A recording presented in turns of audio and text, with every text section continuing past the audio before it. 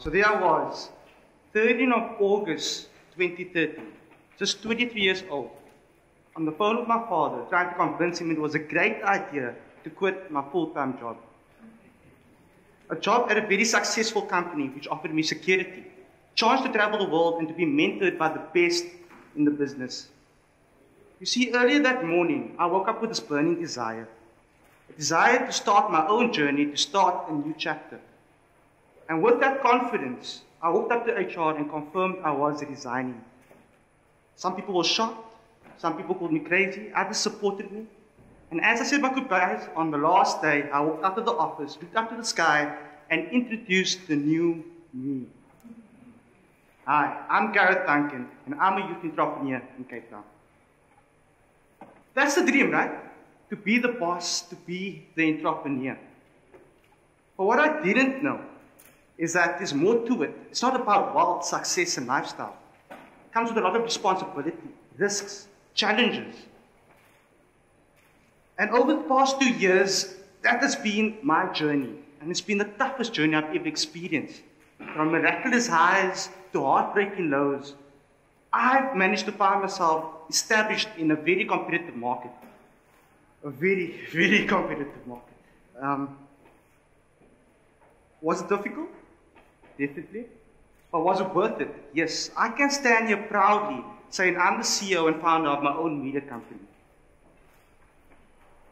I'm hoping to tell you the story of the inside perspective, the story from a youth entrepreneur within the system, which is often the story untold. And I'm hoping that story can inspire many more youth entrepreneurs. Fun fact, 60.3% of successful entrepreneurs started their business because they weren't happy with the standards of their environment. There are a lot of negative connotations with the modern generation, the modern society. But what I love about our young people is that we're rebellious, we are risk takers. We are willing to take the road less traveled to make a difference to society. The brilliant thing about entrepreneurship, it creates the opportunity of self-empowerment. A very inaccurate generalization of our society is there are no opportunities for young people. The thing is, on a world scale, Cape Town is seen as one of the capitals of opportunity. If you find a gap, you hit it, you create your own opportunity. With entrepreneurship, you decide where you want to go, what you want to do, and what your success is. And if you manage to build that momentum, you then create opportunity for those around you and for those in your community.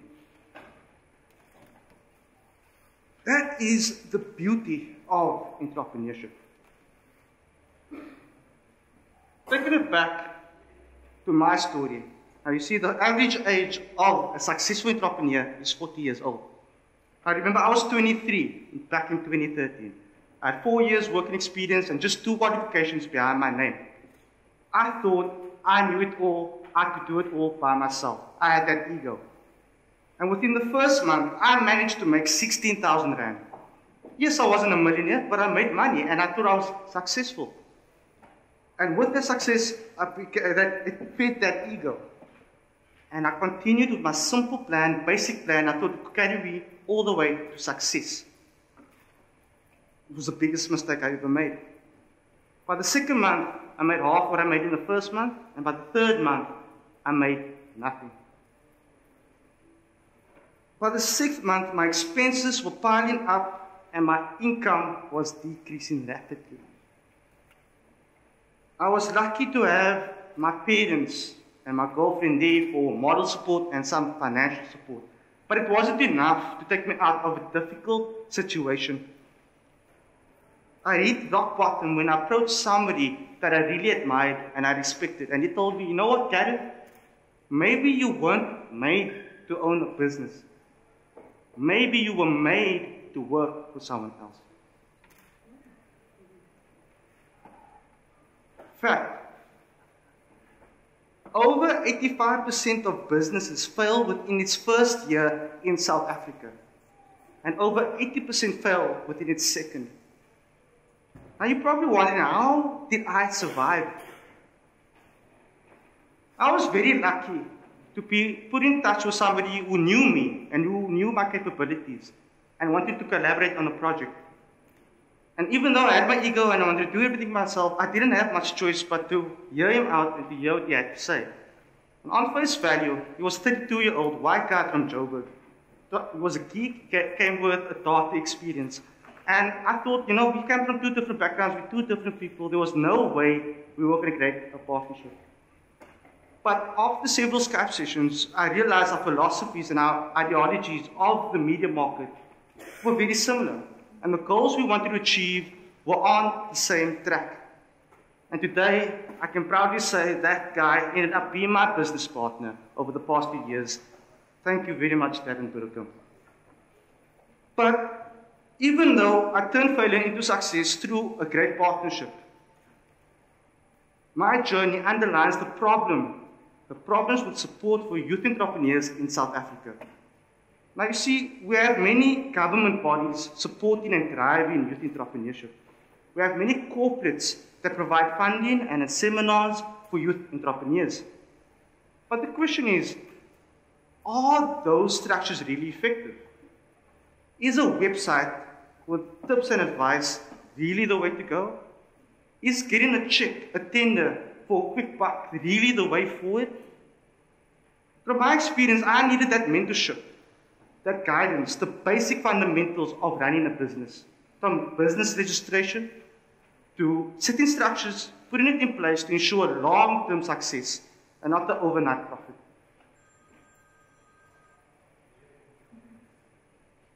That's the beauty of entrepreneurship. When you establish yourself, you create that self-empowerment. And with the necessary support, and if we can encourage a stronger youth entrepreneurship culture within South Africa, I believe we can change a lot. We can add to this community. We can provide to this community. South Africa recently announced an unemployment rate of 26.4%. Let me repeat that, 26.4%. That's more than a quarter of our people left without any jobs.